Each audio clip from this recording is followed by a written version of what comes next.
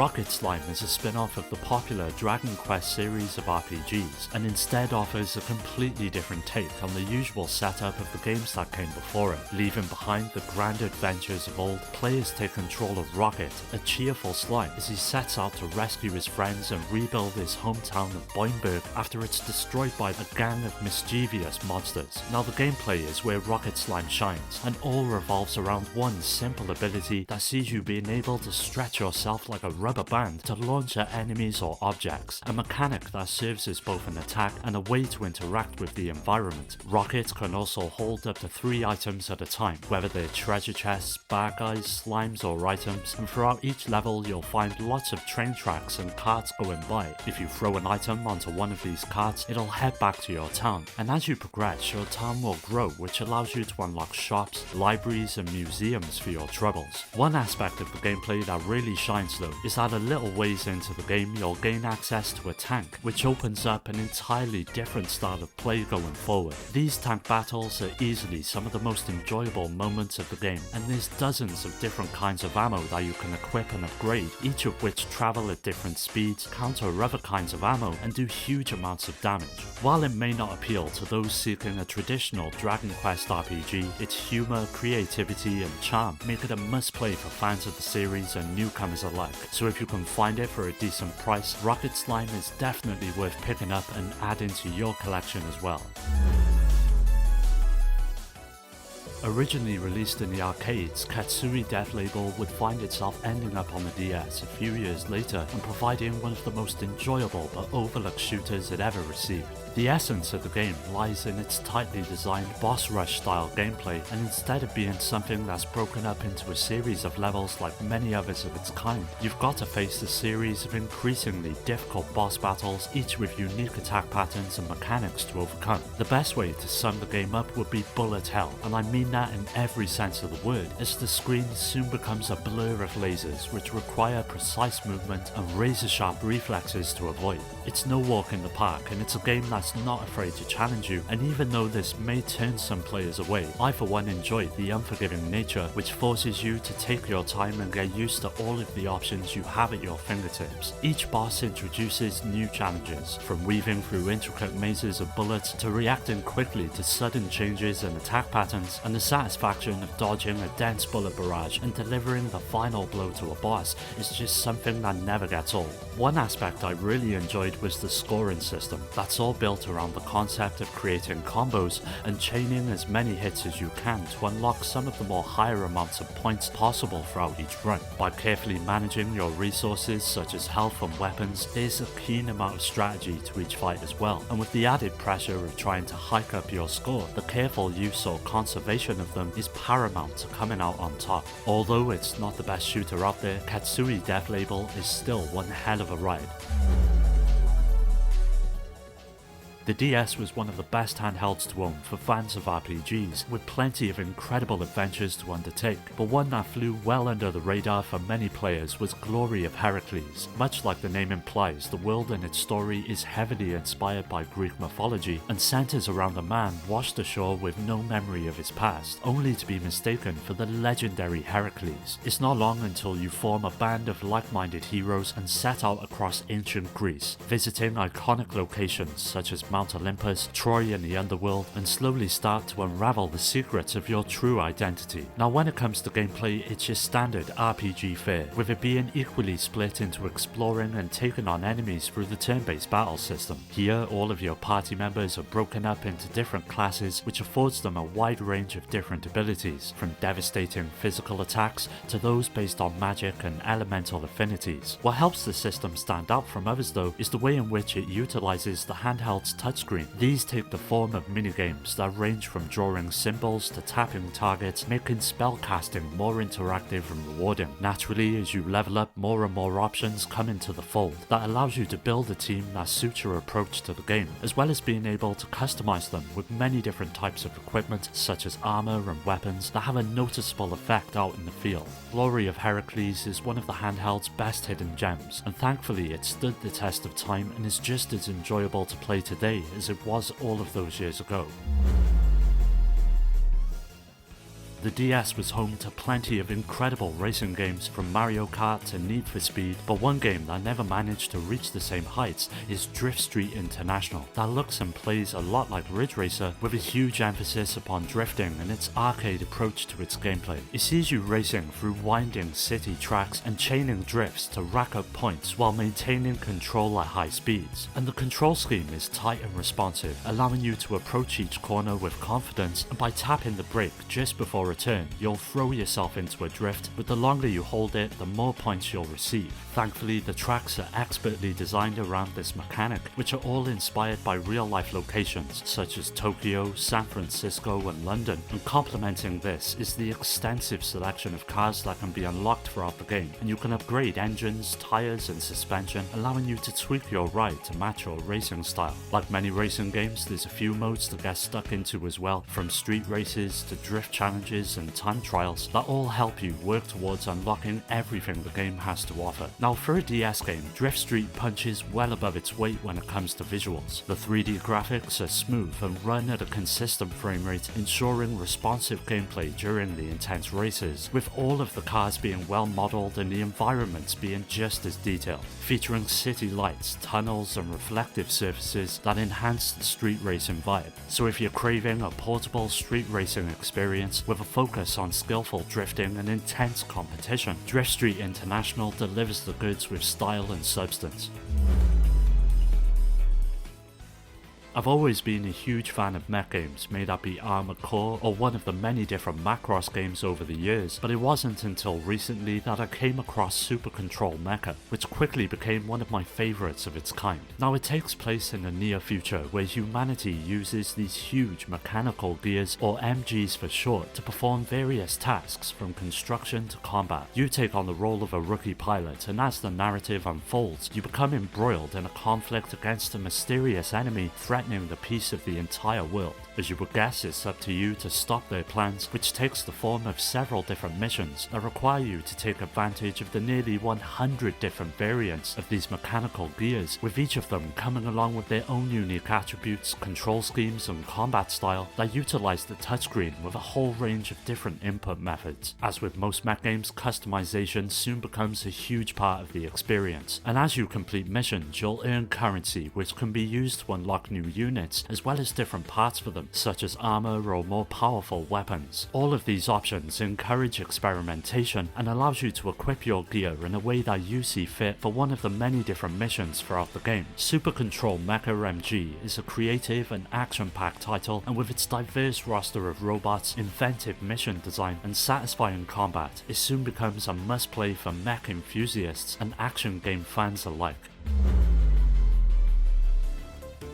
The Sun and Night games were some of my favourites on the Game Boy Advance, so upon learning that the DS got an entry as well, I was eager to see how it would stack up against them. Although slightly different from the games that had come before it, Twin Age offered a pretty respectful take on the series, which sadly doesn't get talked about as much as the others. By far the most impressive part of it is its story, that sees you having the option of choosing one of two characters at the beginning, with them both having different stories to tell. At its core, the game is an action RPG that takes full advantage of the touchscreen to deliver something different than what has been seen in the series past. The combat is fast-paced and entirely controlled through the DS stylus, and sees you having to tap on enemies to attack, drag paths to move characters, and activate skills or items through the intuitive menu system. This streamlined approach makes each fight feel fluid and accessible, while still offering enough depth for those who want to master the mechanics. One thing that soon becomes one of the most important is the ability to switch between your characters on the fly, with one excelling at hand-to-hand combat and the other being far more proficient in magic, allowing you to easily adapt to the various enemy types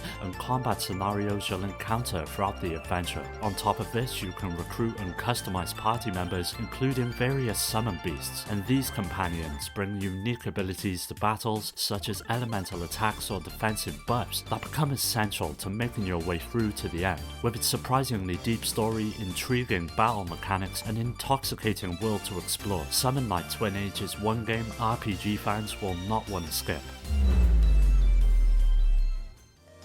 The DS was well known for its unique and experimental titles, and Big Bang Mini is easily one of the best that doesn't get talked about as often as it should. It's a vertical shooter that takes full advantage of the handheld's abilities and builds its gameplay entirely around touch. It sees you controlling a small ship on the bottom of the screen, dodging enemy fire while using the stylus to launch fireworks at enemies appearing on the top. And instead of traditional button inputs, you've got to draw upward flicks on the touchscreen to fire your projectiles. Depending on the direction and length of the flick, your shot will react in many different ways, which creates an incredible amount of strategy which lies at the heart of the experience. Surviving each level isn't just about defeating enemies, it's about being able to react quickly and effectively, as every missed shot creates dangerous sparks that fall back towards you, turning failed attempts into additional hazards to avoid. This mechanic encourages precision and reinforces a constant balance between offense and defense that lends the game an unbridled amount of challenge that'll test even the most proficient fans of the shooter genre.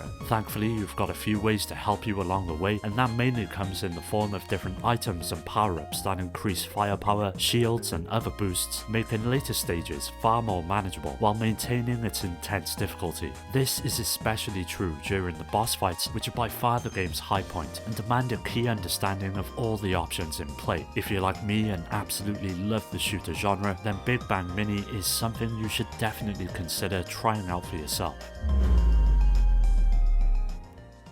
Bomberman is one of the longest running franchises, with its roots reaching all the way back to the 80s, and over the years it's evolved the formula with many different sequels and spin-offs, but one game that doesn't get the recognition it deserves has to be Bomberman Land Touch. It's basically a collection of minigames that sees you being invited to a theme park, and it's not long until the evil bomber shows up and traps everyone inside, with the only means of escape being to complete one of the many different challenges throughout the park. What helps this setting succeed is the charming dialogue and colourful characters that add a real sense of humour to the game and make exploring the many differently themed areas all the more enjoyable. Of course, the minigames themselves are the real highlight and offer up a diverse range of activities to complete. There's about 40 of them in total, and some are straightforward like memory matching or target shooting, while others are more complex, involving timed platforming or strategic puzzle solving. Of course, many of them take advantage of the unique features of the DS, incorporating touch, drag and drop mechanics, and even activities that require you to use the built-in microphone. By completing these challenges, you'll eventually earn tokens, which are used to advance to one of the many different areas, with the difficulty slowly rising as you advance. To top it off, there's many different modes to get stuck into as well, such as battle mode or multiplayer, but by far having the option to go back and play one of the many different minigames is the best. Even though the DS is home to plenty of similar experiences, such as Feel the Magic and Rub Rabbits, Bomberman Land Touch is easily one of the best of its kind. Tenchu has always been one of my favourite games, and even though Dark Secret is a clearly different type of experience when compared to the originals, it still manages to hold on to the essence of what made the series so good. It once again sees you playing the part of Rikamaru, the iconic ninja of the Azuma clan, who's tasked with protecting a noblewoman from a power-hungry warlord. The story is really nothing to write home about, but it does provide a straightforward narrative that effectively drives the missions forward, staying true to the dark and gritty atmosphere of the series past. On the gameplay front, stealth is at the core of the experience, but this time around all of the action takes place from a top-down perspective, with the game featuring over 40 different missions that range from assassinations and rescues to item retrievals and defensive tasks. Much like the originals, you've got a huge amount of tools to get the job done, from shurikens and smoke bombs to poisoned rice and explosive traps, and the DS's touchscreen is used efficiently, serving as an inventory management hub where players can equip one of these many tools, craft items, and check mission objectives, so it's really easy to stay on top of all the options you have at your disposal. It also facilitates what is by far one of the best aspects of the game, and that is the crafting system. Whilst out in the field, you'll come across all types of items that can be used to create new weapons, traps, and healing items, and having the ability to choose your loadout before each mission opens up many different ways to approach each objective. While Tenchu Dark Secret may not have the polish of its console counterparts, it successfully brings the franchise's stealth action gameplay to the DS in a way that feels natural and satisfying. Blue Dragon Plus is the continuation of the first game that released for the Xbox 360, and once again sees Shu and his band of friends taking up the fight to stop the threat of a mysterious three-headed dragon that's wreaking havoc all over the world. The game does a great job balancing serious story beats with light-hearted humour, and while prior knowledge of the original game enhances the story's impact, newcomers can still enjoy the plot thanks to clear exposition and character-driven storytelling. On the gameplay front, Blue Dragon Plus combines real-time strategy with tactical RPG elements and sees you controlling a team of characters on an isometric battlefield. Each character has a specific combat role, such as melee, ranged, or magic, requiring strategic positioning, as well as utilizing the ability to summon giant magical shadows that mirror their owners' combat styles and add a layer of depth and excitement to the battles. Much like any other RPG, customizing your party's composition, equipping new gear, and upgrading your skills are essential, and with up to 16 characters being able to be controlled at any one time, there's a lot to take in and manage. One area where the game excels is with its replay value, and after you've completed your first run, there's plenty of incentives to jump straight back in, such as new missions to undertake and secret characters to be unlocked that prolong the experience and rewards those willing to go the extra mile. When it comes down to it, Blue Dragon Plus shines on the DS as a well-crafted tactical RPG that delivers an epic and memorable adventure that's well worth picking up and adding to your collection as well. Well, that does it for another video. Don't forget to subscribe and hit that bell to get notified about new videos which release every Monday and Thursday. You can follow me on all of the socials which are linked below to stay up to date, and also join my growing community on Discord to meet many like-minded gamers to continue the conversation with and to take part in giveaways. I'd like to give a special shout out to my Patreon supporters Rhino, Skill Jim, Shuden, Richard, Daniel, Dio, Omar, Strider, Pierre, Carl, Awesome Jacket Dude, Maximus, Scott, Alfred, Terry, Ryan, Alex, GameCube Galaxy, Curse Salaryman, Fake, and Paddy J for their continued support that helps make these videos possible. If you're interested in joining my Discord or supporting the channel through Patreon, you'll find all of these links down below. As always, thanks for taking the time to check the video out. I'll catch you next time.